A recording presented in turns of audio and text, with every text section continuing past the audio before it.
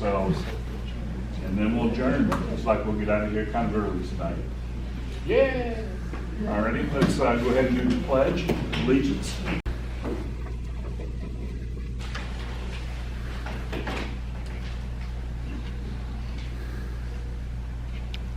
And mark those that are in attendance. No need to do a muster per se. Okay, Kern County Sheriff's Office? No one? Okay. California Highway Patrol?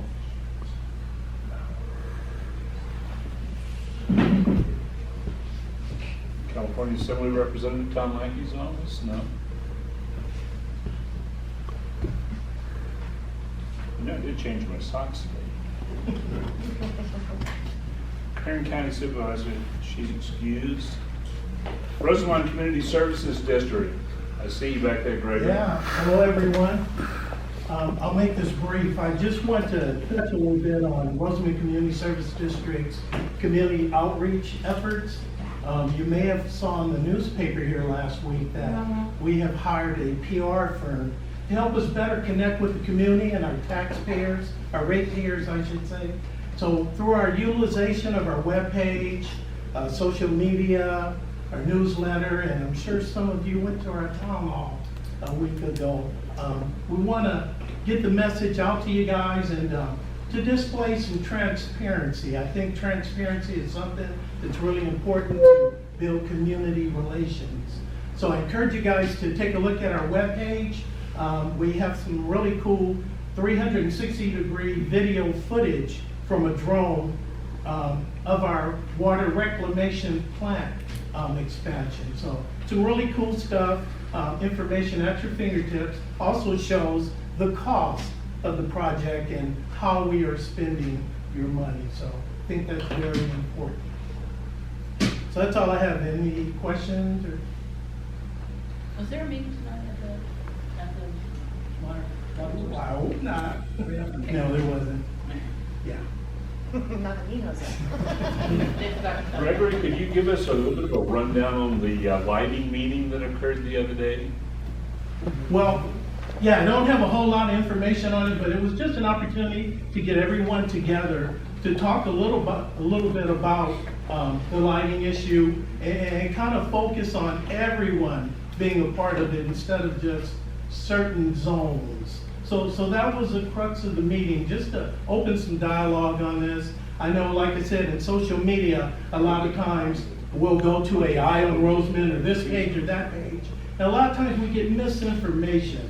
So that's why I thought it was really important that we get this web page going and have that type of fingertip information for you guys. So kind of dispel what's fiction and what's fact. Well, I did go to the meeting. There was a lot of community members there, and Gretchen was there too. Mm-hmm. And so I think they explained that the subcontractors are the company that's running it for the water district explained it rather well. And they're going from 2 districts down to 1. They added more people into it, like 1,300, I think was the number. So a lot of people's costs will go down for their lights, and some that weren't built before will.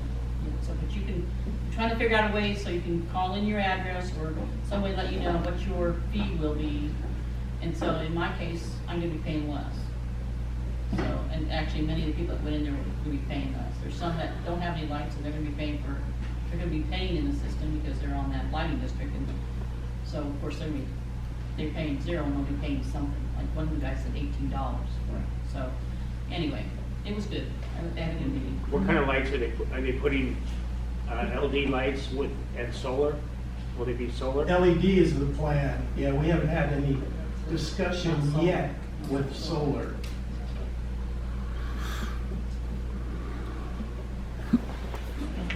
Greg? Why wouldn't I think the ballots come out in March, right? Yeah. Chamber Oh, of that's a Commerce. long story. That's your question, Jimmy. That's a long, that's an avenue we haven't quite gone down yet, but it does seem more economically feasible to have solar lighting. I agree with you Yeah. 100%, but some things we're working on. Is Edison going to own them, or are you guys going to own them? Oh, I believe Edison will still, Yeah, Yeah. retain ownership. They don't own the lights that are out here now. Oh, I know. Yeah. They took out a bunch of poles too. That's when they voted it down, they said Yeah. they weren't gonna give them free electricity. So, Okay. Rosamond Chamber of Commerce. All right, quick update from our meeting, just from earlier this evening. Update on the Rosamond Event Center. We're almost finished with the pavers out front of the event center. A couple of them got broken. We're gonna be working on replacing those and finishing that up. We're waiting on the new windows and back door for one of our current grants. We did get new doors in the front installed. And we're submitting, or have submitted blueprints for a new storage shed in the back of the event center lot. We're also currently working with the Kern County Planning as far as getting solar on the top of the event center stage to help offset our electrical costs for the event center. So we should be getting the windows and back door in later this month or early next month. And next month we plan on finishing up with the concrete that we're going to be pouring in the event center for the shed and some walkways. As far as events go, right now we're planning on doing some farmers markets at the event center. We're hoping to do at least 4. We don't have any dates set for that yet. And we are currently working on a list and schedule of other events that we'd like to have at the event center. If anybody has any particular requests for an event you'd like to see, please let us know. We're more than happy to try and accommodate what the community would like to see. A future grant that we're looking into is an electric vehicle charging stations. Hoping to maybe have a couple there at the chamber and see if we could talk with other businesses around town if they're interested in trying to join us in this process of at least gathering information about getting electric vehicle charging stations put out in front of their establishments as well. You know, speaking of that, the Air Pollution Control District has a program that's dealing with some of that, some grant money or something like that, I believe. Okay. Might be something to look into. So does that mean that the folks that donate towards pavers, we're going to see them pretty soon? Yeah. The ones with all the names and stuff on them should be in. It's just finishing up kind of the stuff around it. And then we did have a vote this evening to change some bylaws in regards to, right now the bylaws say that we need to have an audit every 3 years of our finances. Right now, we've come into a position where an audit is financially a detriment to the chamber, so we were requesting a change to the bylaws for an audit or a review of the financials in order to help save on costs. And that vote did not pass. So the board's got to go back and see what we can do to work on either rewording the bylaw change or see if there's another way we could get this audit done at a lower fee.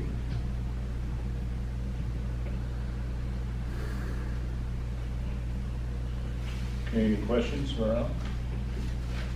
Okay. Southern Kern Unified School District, I think I saw Carol here. Oh, I'm sorry, I That's missed you. That's okay. Good evening, and thank you for inviting Southern Kern every month to participate. It's my pleasure to give you a recent report on our district. Our enrollment is holding very steadily at about 3,550 students.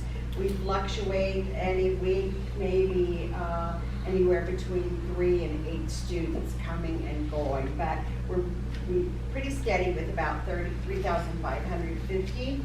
I can't believe how fast the year is going. We're already almost at the end of February. It seems like I just started and now we're already at the end of February. It's coming to that point in time where we have to assess whether we're going to need new teachers for August again, or new administrators. So we do not anticipate a huge turnover in teachers.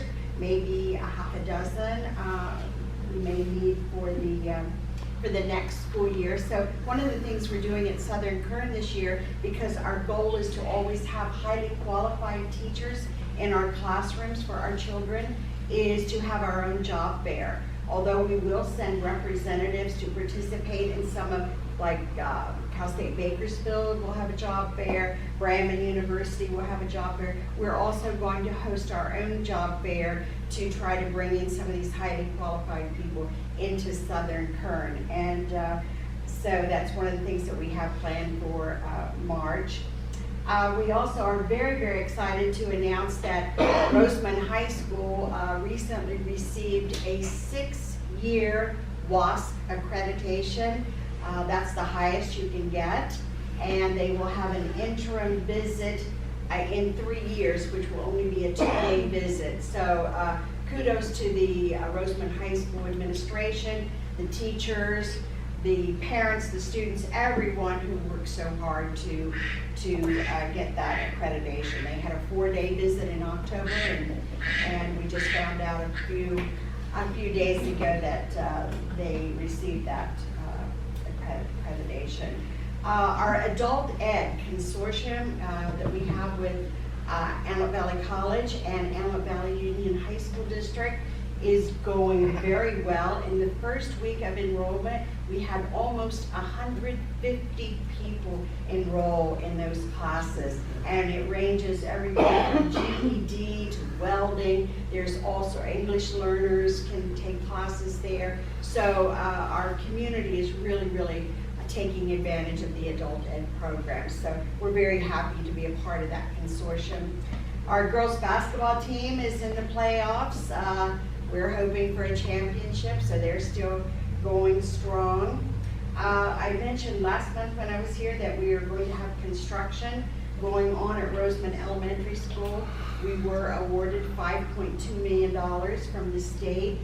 We received the state's portion, and then they also gave us half of the finances in a hardship. So we have to have everything done, DSA approved, ready to roll out, all the bidding completed by November 1st. So we will be putting 6 new kindergarten classrooms at Roseman Elementary School in anticipation of continual growth in the Roseman area. Also, AVID, which is a college preparation, I don't want to call it a program, it's really not a program. It helps children prepare themselves for college and beyond. We have a very strong program at Roseman High School, but due to budget cuts recently, the program was dropped at the elementary schools and at Tropico Middle School. Very excited this summer, I'll be taking a team of 20-some teachers to the AVID training down in Anaheim. We will be bringing AVID, which stands for Advancement via Individual Determination, which is probably too much information for you, but anyway, it's a great program. It teaches children writing and how to inquire, how to collaborate, how to communicate, organize their notebooks and their materials, and of course, reading is a huge part of that. And they also get to visit several colleges throughout their AVID career. So we will be bringing AVID back to 4th and 5th grade, all the way up through high school. So we're very excited about that. Our budget is looking much, much better. We are not yet fiscally solvent. However, we predict that we will have our debt paid to Kern County by June or July. That was $3.5 million. We're now down to 1.3. Kern will still stay with us because until we have a reserve, I'd like to see a very strong reserve of 14 to 16% at some point. But once we have a 6% reserve, Kern County will say goodbye to us, and so we'll be back on solid ground at that point in time. 6% sounds like a lot, but it basically is 2 months of payroll, so it's not really that much. So, we predict that by first interim of of the 2020 school year, which would be around October, we will have that all paid back and there will be a reserve in place. So things are looking up. Thank you. Thank you, Glenn. Well, Yellow Valley citizens for responsible use of water. Okay, from a water supply standpoint, there's good news and bad news. So the bad news is probably not surprise everybody, but our rainfall has been considerably lower. It's at roughly about half of the overall annual average. Also, the snowpack, the percentages are going down because by now they would have gotten more and they've gotten a lot less. So the snowpack is roughly a little over 50%, whereas a couple of months ago it was closer to 70%. So that's not too good either. And the predictions for rainfall, at least for the next, this one was through March 1st, are showing pretty much the western part, actually the western and the southern part of the U.S. is well below normal. So, however, the good news is that from a reservoir standpoint, a supply standpoint, the reservoirs are still pretty much at or slightly above historical average. So that's enabled several things. One, the allocation to all the state water contractors, which includes AVEC, Palmdale Water District, and so on. Towards the end of January, they raised from 10% to 15%. And 15% doesn't sound like a lot, but actually that's pretty good from the standpoint of enough supply for most of the users out there and so on. It's also allowing the folks that are banking water, such as AVEC, to continue banking water. And that's also good news that there's a considerable reserve now that's been banked throughout the Enloe Valley. And let's see, I guess from a water master standpoint and overall adjudication, of course, they're in the second year of ramping down as far as how much water all the users can pump out of the ground. And so there's still 3 more years to go to get down to those amounts, some of whom are going to be, some of the allocations are a lot considerably less than what they currently are using. And there's a variety of folks that are looking at other means, which also transferability was a part of the agreement, the court agreement for the adjudication. So there are folks out there that are working on buying and or selling water rights. And in fact, as was predicted and is what's happened in other areas, what we'll probably see is a lot less farming because probably a number of the farmers will be selling off their water rights and probably retiring and so on, whatever they might do. But entities such as probably things like RCSD, the counties and so on, the cities will be looking at possibly buying those for future growth or to make up some of what they're having to ramp down to. And that's about it. Thank you very much. Edwards Air Force Base.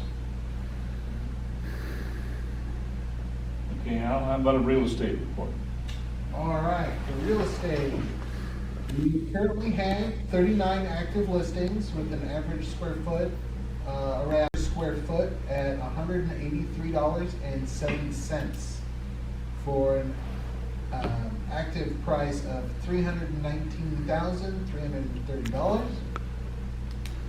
We have 50 pending properties with an average list price of $272,789. January, we only had 20 closings.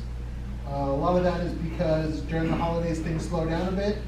So we're going to start seeing those pick back up here now that we've started the new year. The average sold price in January was only $264,362. And December was slightly better as far as units at 22, and the sales price was $284,627. Now the interesting thing to note with the solds from January and December and the current pendings is the price per square foot is hovering around $163 to $166 a square foot, where the actives are at $183 a square foot. So we're seeing where the real activity is. It's not necessarily in the higher priced homes as far as per square foot cost goes.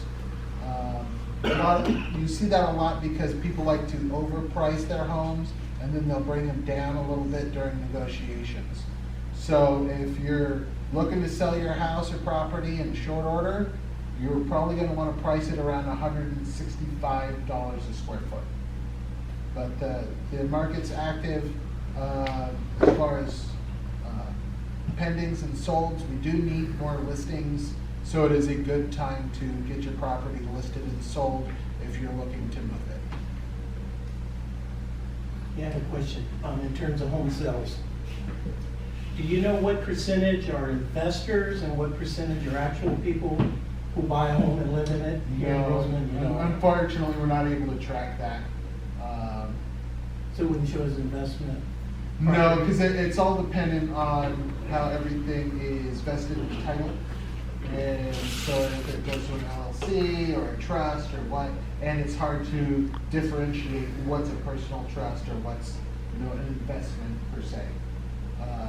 I do put out a regular update through the Roseland News also. So if it'll highlight specific properties in the area and show active listing sold. So if you're looking at a particular area, it's on a map, so you can kind of see what's going on in West Park, east side of Sky Park, etc.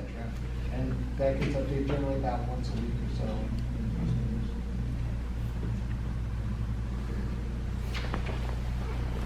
Okay. Anyone else have anything?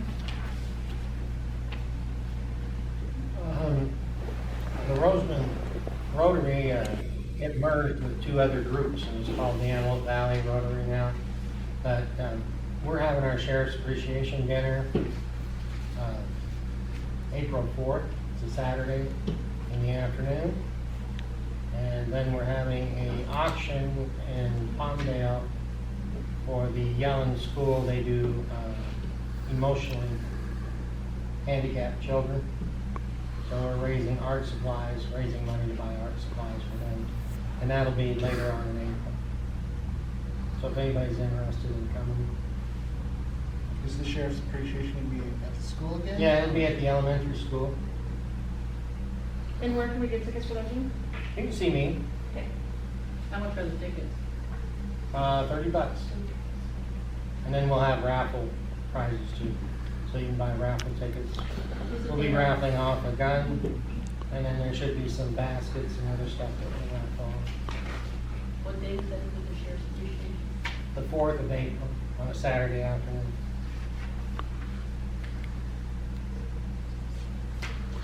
Who won the Super Bowl pool this year, Gene? Rotary did not have a Super Bowl. No, come on. You took 10 from me. Hmm? You took $10 from me for it. No, I didn't. That's not true. I did not take $10 from you. The Kern Animal Historical Society has a meeting, the second Thursday of every month. So they're going to hopefully be featuring, I believe, the Landsguard animals, if it all get put together.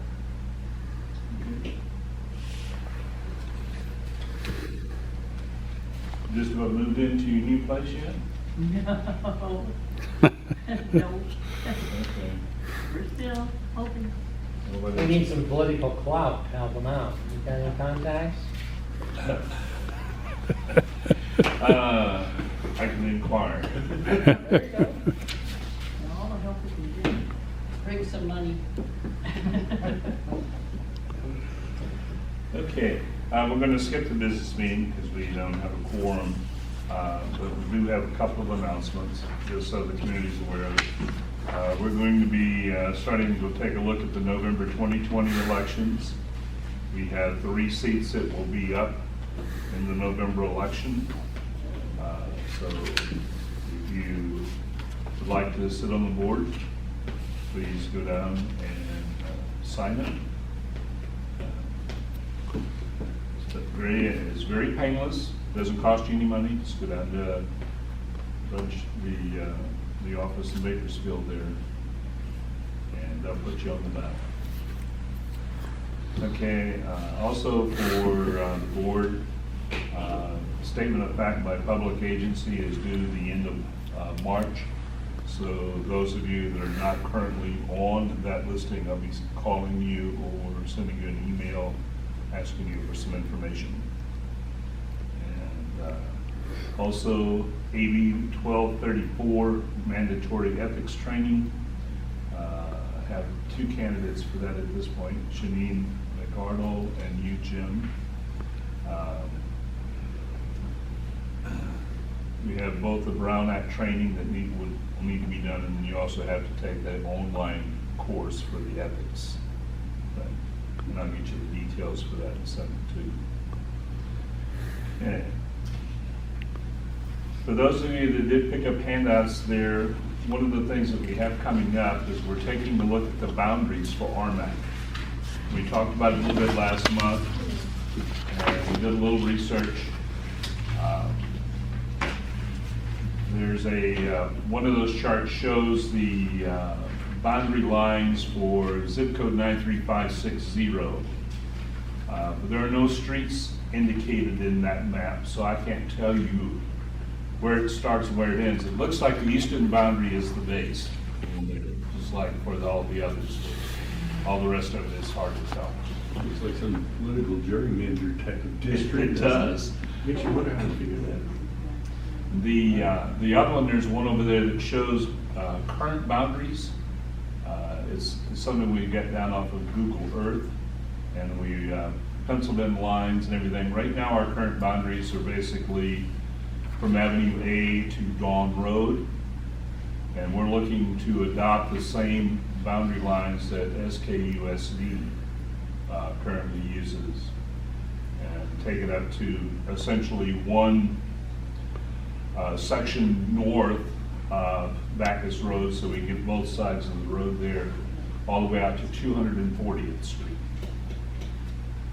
And we'll send that in the form of a letter once we do all the due diligence and put some paperwork on it, and send it in, see how the county feels about it. If you have any comments on that, don't hesitate to let us know, because sometimes people have better information than we do. One other thing that we talked about a little bit before the meeting, I wanted to stress again. One of the things we have on our goals list for RMAC is identifying areas, roadways, and things of that nature that need work. Francis gave me a big long list here a couple of months ago.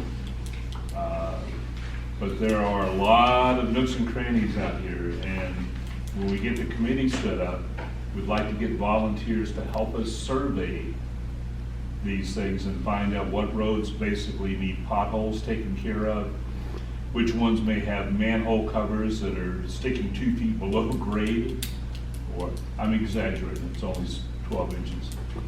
But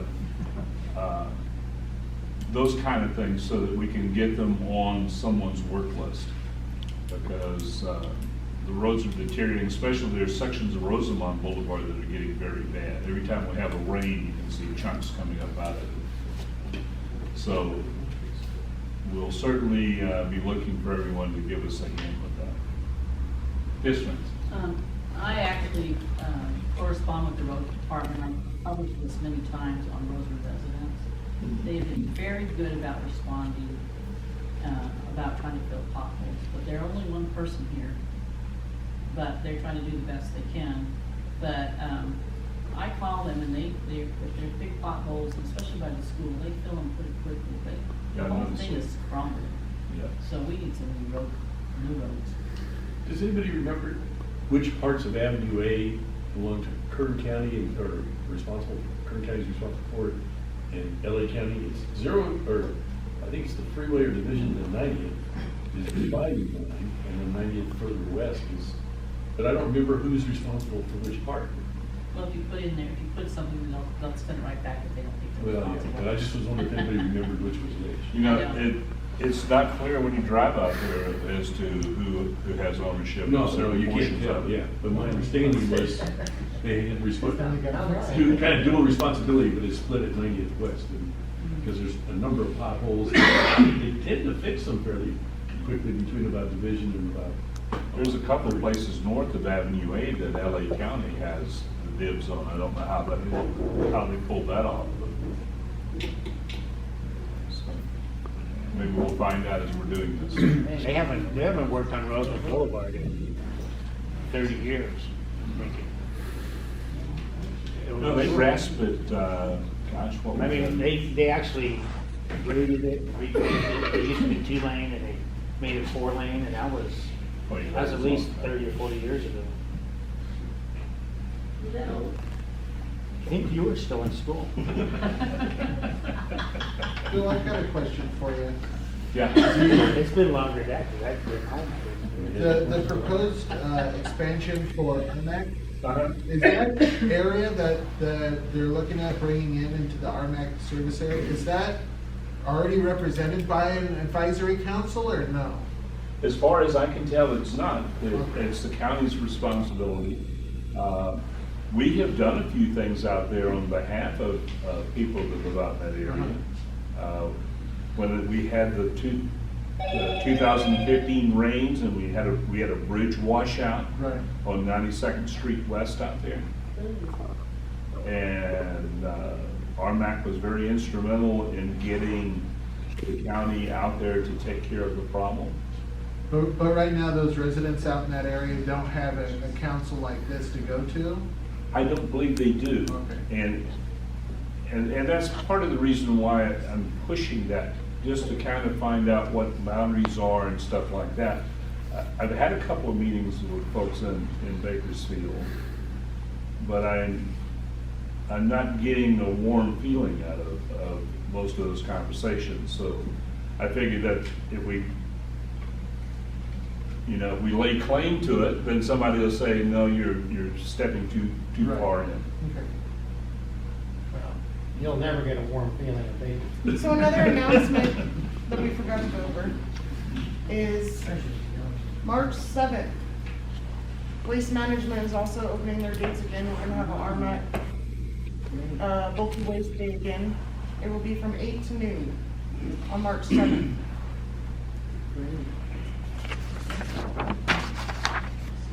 Help us get that publicized, guys. We'd like to make sure that we avail ourselves of the generosity of Waste Management. That's bulk but not hazardous, right? I will be talking, Allianz trying to get hazardous, trying very hard. So I will have an answer very soon for that. I was hoping to have it by tonight, but she's probably gonna have hazardous. Paint I and did, like bulbs yes. and stuff. Yes. Send me your flyers like you supposed to, like. Yes. Well, according to the county website, the one in Mojave is also open March 7th for hazardous. Oh, okay. Yeah, that's the one out at the airport. Yeah. And that's the one that they'll take Yeah. motor oil, your old medicines, It's fluorescent March bulbs, 7th. all that stuff. Okay, with that, I think also we have coming up as new business, and we'll cover it next month, is nomination election of officers for 2020. If any of the members of the board are interested in becoming the chairman or becoming secretary, throw your hat in the ring. Okay, with that, I guess we will adjourn for the day.